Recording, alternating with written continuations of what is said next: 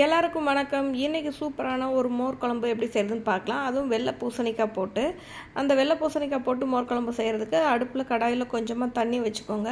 வெள்ளை பூசணிக்காய் இந்த அளவில் நான் கட் பண்ணி வச்சுருக்கிறேன். ரொம்ப தின் ஸ்லைஸாக கட் பண்ணாதீங்க. ஓரளவு க்யூப் சைஸாகவும் இல்லை அதை விட கொஞ்சம் நார்மல் சைஸாகவும் நீங்கள் கட் பண்ணி எடுத்துக்கோங்க. நல்லா தோல் சீவிட்டு உள்ளே இருக்க விதை பகுதியெல்லாம் நீக்கிட்டு இந்த மாதிரி கட் பண்ணிவிட்டு தண்ணியில் அதை போட்டுட்டு அது கூடவே கொஞ்சம் மஞ்சள் தூள் கொஞ்சம் உப்பு சேர்த்து நல்லா வேக வச்சுருங்க. இது நல்லா கலர் சேஞ்ச் ஆகி நல்லா வேகணும். அதுக்குள்ளார நம்ம இதுக்கு தேவையான அரைக்கிறதுக்கு என்னென்ன வேணுங்கிறத நான் சொல்லிடுறேன். அரைக்கிறதுக்கு நான் ஒரு சில அளவுக்கு தேங்காய் எடுத்துருக்கிறேன். தேங்காய் ஒரு சில அளவுக்கு எடுத்துகிட்டு அது கூடவே கொஞ்சமாக சீரகம் சேர்த்துக்கிறேன். சீரகம் அப்புறம் காரத்துக்கு தகுந்த மாதிரி ரெண்டு பச்சை மிளகாய் இதில் ஆட் பண்ணிக்கிறேன். நீங்கள் காரம் உங்களுக்கு இன்னும் கொஞ்சம் வேணும்னா கூட போட்டுக்கலாம். எனக்கு இந்த மிளகாய் கொஞ்சம் காரமாக இருக்கும். அப்புறமா இதில் கூட இஞ்சி வேறு சேர்க்க போகிறோம். அதனால் ரெண்டு பச்சை மிளகாய் கொஞ்சம் இஞ்சி சேர்த்துக்கிறேன்.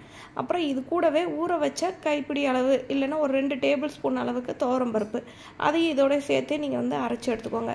சிலர் அரிசியும் சேர்ப்பாங்க. உங்களுக்கு தேவைன்னா அரிசியும் சேர்த்துக்கலாம். நான் துவரம்பருப்பு மட்டும் சேர்த்து தனியாக அரைச்சி எடுத்துக்கிறேன். இப்போ பாருங்கள், இந்த காய் நல்லா வெந்து கண்ணாடி பதம் வந்துருச்சு பார்த்தீங்களா? இந்த அளவுக்கு இந்த காய் நல்லா வேக வச்சுக்கணும்.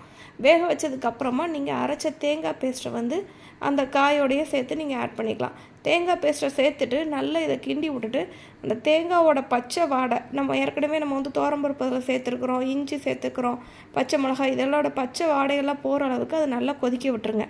நல்லா கொதித்து அந்த பச்சை வாடை போனதுக்கப்புறமா அதில் நல்லா கடைஞ்சி வச்ச மோருங்க.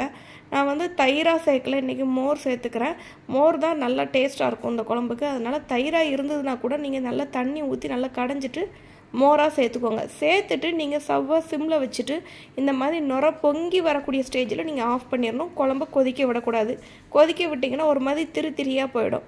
அப்புறமா இதுக்கான தாளிப்பு பாத்திரலாம். கடாயில் கொஞ்சமாக ஆயில் விட்டு கடுகு உளுந்தம்பருப்பு சேர்த்துக்கோங்க. சேர்த்துட்டு ஒரு பட்டவத்தல் கிள்ளி வச்சுக்கிறேன், அதை ஆட் பண்ணிக்கோங்க. அது கூடவே கொஞ்சம் கருவேப்பிலை இதை சேர்த்துட்டு அதோடவே கொஞ்சமாக பெருங்காயத்தூள் இதையும் சேர்த்துட்டு இது கூடவே அப்படியே நீங்கள் நல்லா அந்த குழம்புல இதை அப்படியே ஆட் பண்ணிடுங்க. குழம்புல நல்லா ஆட் பண்ணும்போது நல்லா அந்த சுருன்னு மேலே வரும் பார்த்தீங்களா?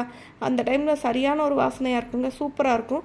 நல்ல சாப்பாடு நல்லா சூடாக வச்சு அதில் நிறைய மோர் குழம்பு எப்போவுமே நிறைய ஊற்றி தான் சாப்பிட்ணும். கொலன்னு அந்த அளவுக்கு ஊற்றி சாப்பிட்டு பாருங்கள். சூப்பராக இருக்குங்க. இதை நீங்கள் ஆப்பம் இடியாப்பத்துக்கு கூட நீங்கள் வச்சு சாப்பிட்டு பாருங்கள். பிடிச்சிருந்தா சப்ஸ்கிரைப் பண்ணுங்கள். தேங்க்ஸ் ஃபார் வாட்சிங்.